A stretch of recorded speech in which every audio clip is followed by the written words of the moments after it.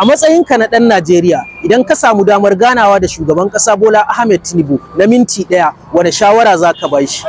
Gaskiya ina da shawarwarin da zan bayar sosai a matsayina na ɗan Najeriya kuma mai kishin ƙasata.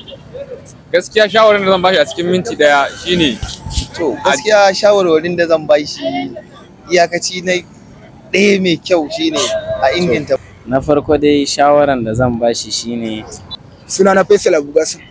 Idan ka samu damar ganawa da shugaban ƙasa Bola Ahmed Tinubu, waɗanne shawarwari za ka ba shi cikin minti ɗaya? Gaskiya ina da shawarwarin da zan bayar sosai a matsayina na ɗan Najeriya kuma mai kishin ƙasata.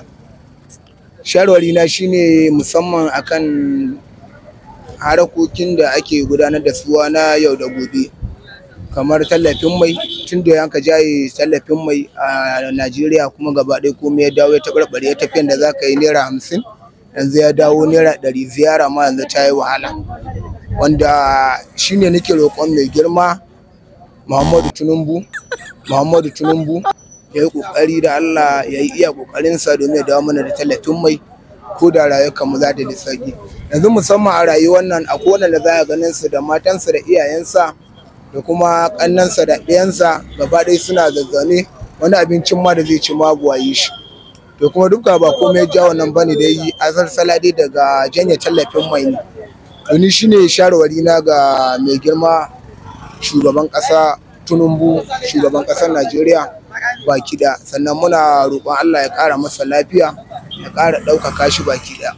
Sunana Aliyu Haidar. In ka samu damar ganawa da shugaban ƙasa Bola Ahmed Tinubu na minti ɗaya, wane shawarwari za ka ba shi? To gaskiya shawarwarin da zan ba shi iyakaci na ɗaya mai kyau shine a inganta matasa. In an inganta matasa shine ginshikin komai. Matasa suna buƙatar jari na kasuwanci, inda yau misali zaka shiga kamar kasuwanmu akwai ganin matasa, kasuwa ce na matasa wanda ga suna amma ba su da jari. Wani ma jarinsa bai wuce naira 20,000 ba, wanda zai siya abu ma ya gagara, ba zai ishe shi ba. Amma ina ganin an inganta matasa duk wasu abubuwa zai zo da sauki.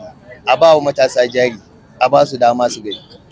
Shin idan ka samu damar ganawa da shugaban ƙasa Bola Ahmed Tinubu na minti 2 ko na minti 1, waɗanne shawarwari za ka ba shi? gaskiya shawarwarin da ba su da yawa, ba su wuce janye tallafin mai da ya ba. Dan janye tallafin man nan shi ya kawo tsadar rayuwa. Yasa yanzu kaka ma ta yi amfanin gonan ma maimakon ya sauka sai yake ƙara kuɗi. Kaga wani zai fito ya buɗe shagonsa ba zai yi ciniki ba, haka zai kowa. Da yawa abubuwa sun ƙara tsada, kayan masarufi sun yi tsada.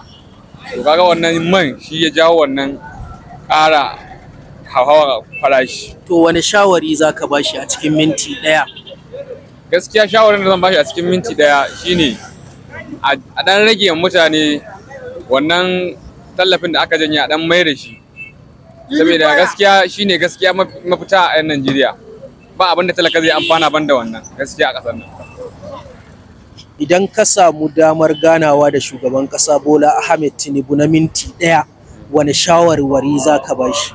to na farko dai shawaran da zan ba shi shine ya duba wa talakawa yanayin rayuwar da muke ciki, na ya tallafa ya janye mana tallafin mai na farko kenan. Harkan boda buɗe ta saboda mu samu sauƙin rayuwa, dan in ba haka ba abun ba zai yi ba.